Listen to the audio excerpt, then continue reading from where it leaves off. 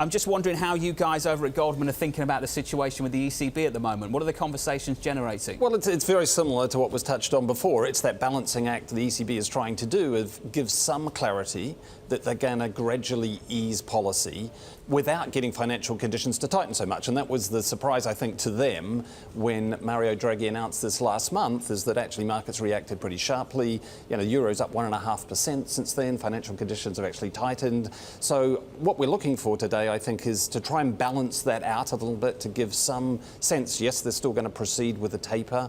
We do expect September is likely to be more details, but I think he's going to try and walk a really fine line of suggest it's happening, but he doesn't want to see the euro move up. You know, we're at 115. He doesn't want to see it any stronger than that, we don't think. Yeah, Michael, on that point, the fine line is also sort of a trifecta between deflation, reflation, and inflation. It feels like to some extent the markets reacted on inflation, but Mario Draghi is going to have to drive home that it's a reflationary scenario, not necessarily inflation. How do you think he winds up doing that? So we think that he's going to be looking at some kind of holding operation. You know, the ECB actually has a little bit of time on their side in the sense that they have the meeting in September, and then really the deadline for giving an extension of the QE program is not until October. So there isn't really a rush at this meeting for Draghi to really set up the market too soon. So, Andrew, you said that they have to be concerned about the euro where it is. It's climbed so high at this point. Will Mario Draghi admit that? If not in the statement, at least in the Q&A, will he actually confess to that? And would that in itself have an effect on the euro?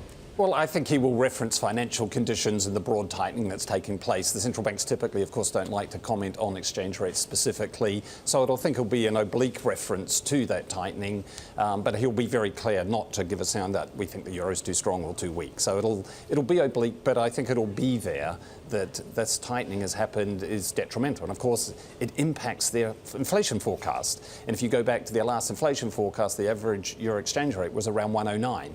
So already that's going to put some downward pressure. As we heard, we won't see that until September, but they will be very conscious a stronger euro puts downward pressure on inflation, which is, of course, moving against their objective.